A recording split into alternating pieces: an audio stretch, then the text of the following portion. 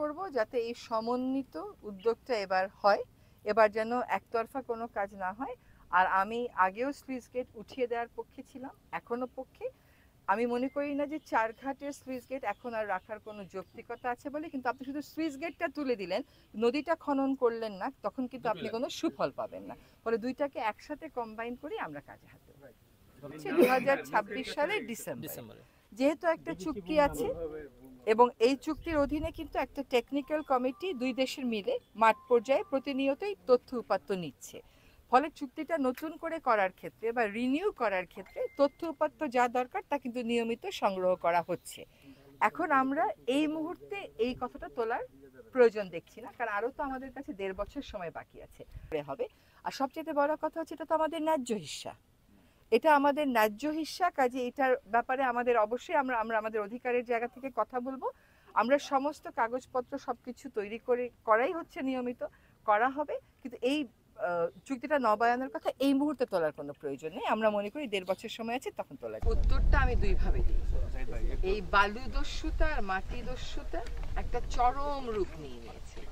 এই ইটভাটার জন্য আর নির্মাণ কাজের জন্য বালু তোলে আর পাহাড় কাটে আর কৃষি জমির উপরের ভাগ কেটে নিয়ে চলে যায়।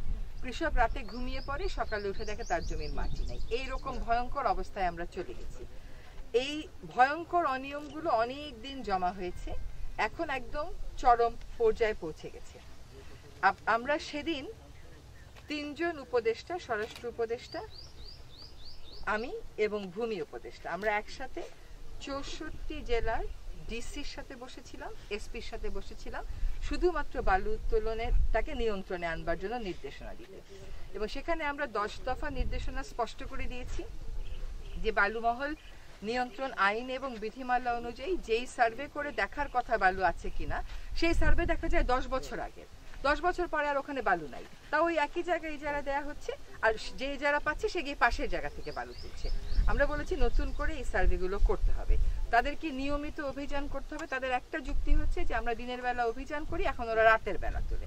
এখন অপরাধ যদি রাতের বেলা হয়, আমি প্রশাসককে বলতে পারবো আমি রাতের বেলা করে বলে আমি ওটা দেখতে পাচ্ছি না, এটা কিন্তু আপনি আছেন, আপনি শুনে যান। হ্যাঁ, এটা ডিসি সাহেবদেরকে একদম স্পষ্ট নির্দেশ দেওয়া হয়েছে। এবং এই বছর যে কটা বালুমহল ইজারা দেওয়া হয়েছে তার বিপরীতে সরকার 250 কোটি টাকাও পুরা পায় নাই।